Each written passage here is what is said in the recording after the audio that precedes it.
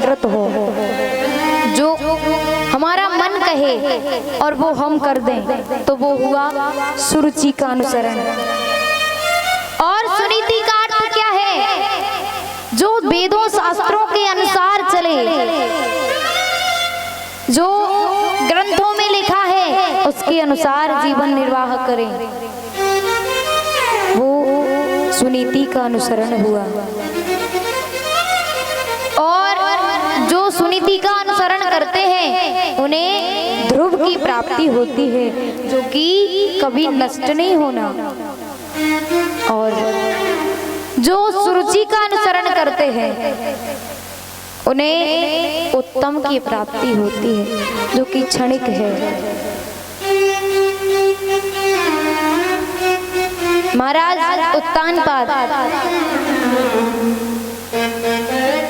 अपनी छोटी पत्नी सुरुचि से अत्यंत प्रेम करते हैं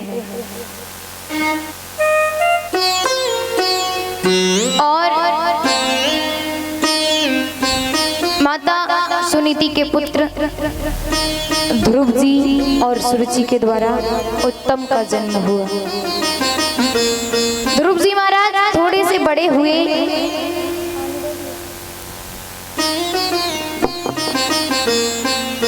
तो अपने मित्रों के साथ खेलने जाते, और जब खेलने जाते तो क्या देखते कि सभी मित्रों के पिताजी जब शाम का समय होता है, संध्या हो जाती है जब, तो सबके पिताजी लेने के लिए आते हैं। लेकिन ध्रुव जी महाराज विचार करते कि मेरे पिताजी कभी मुझे लेने नहीं आए, ऐसा क्यों?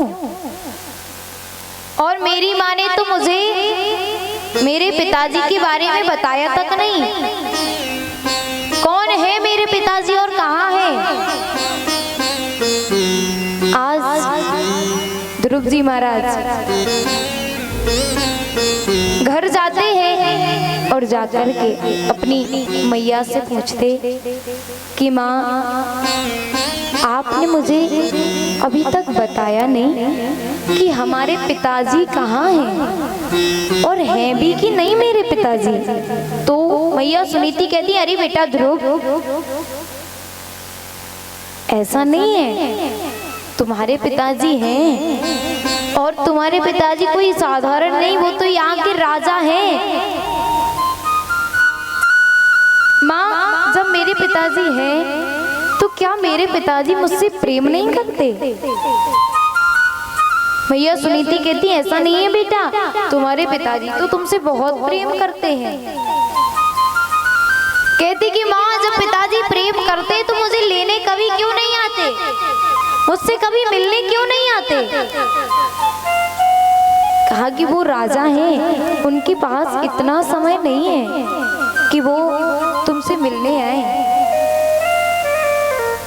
कहा कि माँ, अगर पिताजी मुझसे मिलने नहीं आ सकते तो मैं तो उनसे मिलने जा सकता हूँ ना, और मैं उनसे मिलने गया तो क्या वो मुझे प्रेम करेंगे? कहा क्यों नहीं बेटा, जरूर, अगर तुम उनसे मिलने जाओगे तो वो जरूर तुमसे प्रेम करेंगे। और ध्रुव जी महाराज आज अपने पिताजी से मिलने के लिए जा रहे हैं, मित्रों को साथ लिया और जैसे ही पहुंचे उस राज दरबार में, राजा उत्तानपाद अपने सिंहासन पर बैठे हुए हैं और बैठे हुए हैं। ध्रुव जी महाराज ने देखा कि वो अपने छोटे पुत्र उत्तम को गोदी में लेकर के लाड लड़ा रहे हैं, प्रेम कर रहे हैं, वात्सल्य कर रहे हैं। सोचा कि मैं जाऊं तो क्या मेरे पिताजी मुझे भी ऐसे गोदी में लेकर के प्रेम करेंगे।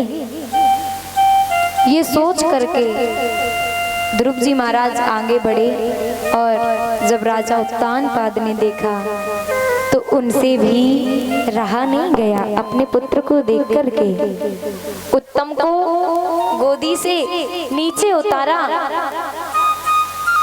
और उस सिंहासन से उठ करके दौड़ करके जाते हैं, ध्रुव जी को अपनी गोदी में बैठा लेते हैं और गोदी में बैठा करके उन्हें भी प्रेम करने लगते हैं।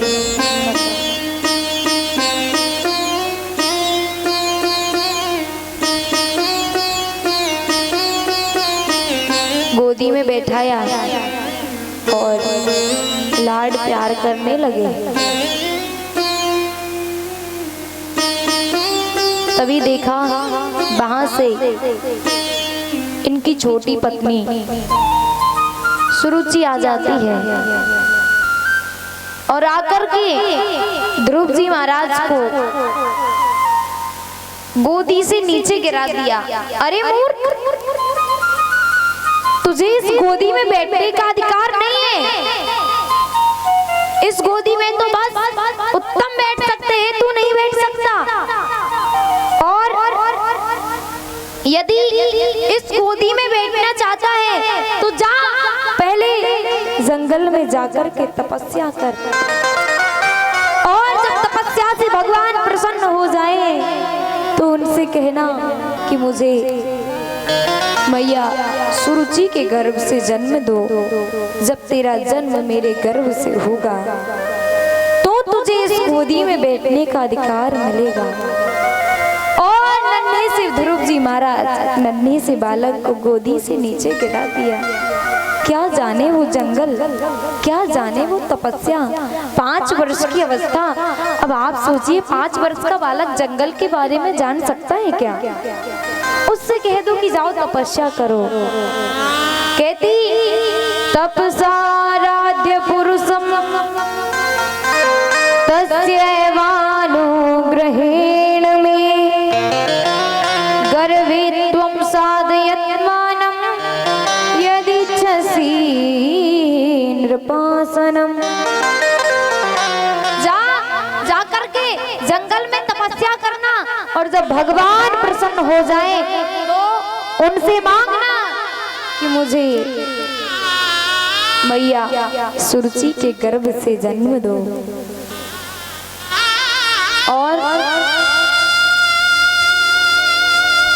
जब तेरा जन्म मेरे गर्भ से होगा तो तू इस गोदी में बैठ सकेगा। ध्रुव जी महाराज आज रो रहे हैं। आसन से नीचे पटक दिया नन्हे से बालक को, तो रो रहे हैं और मित्रों को साथ ले जा करके रोते रोते पहुंचे मैया सुनीति के पास। तो पूछा, बेटा रो क्यों रहे हो? जब रो रहे हैं तो इनका गला अवरुद्ध हो गया, बोल नहीं पा रहे हैं। मित्रों ने बताया कि इनकी छोटी माँ ने इन्हें गोदी से नीचे गिरा दिया और कहा कि जाओ जंगल में जाकर के तपस्या करना। देखो मैया सुनीति के भाव क्या कह रही है मैया कि बेटा तेरी छोटी माँ ने सही तो कहा, गोदी से नीचे गिरा दिया बालक को, जंगल जाने के लिए कहा, लेकिन कहती तेरी माँ ने सच तो कहा। अरे देख तेरी छोटी माँ कितना प्रेम करती है तुझसे, इतना प्रेम तो वो अपने पुत्र उत्तम से भी नहीं करती जितना तुझसे करती है। क्योंकि जो मार्ग, जो रास्ता आज तक मैंने नहीं बता पाया, वो भगवान से मिलने का मार्ग तेरी छोटी माँ ने तुझे बता दिया। ये बात तो उन्होंने उत्तम को भी नहीं बताई। आजकल की कोई माँ होती ना तो कोई एक थप्पड़ भी मार देना तो जाकर के लड़ जाती, अरे इतनी हिम्मत, मेरे बेटे को हाथ कैसे लगाया। लेकिन वो मैया सुनीति कहती कि बेटा माता पिता कभी गलत शिक्षा नहीं देते हैं। इस संसार में अगर वास्तविकता सच्चा प्रेम कोई करता है तो वो हमारे माँ और पिताजी करते हैं।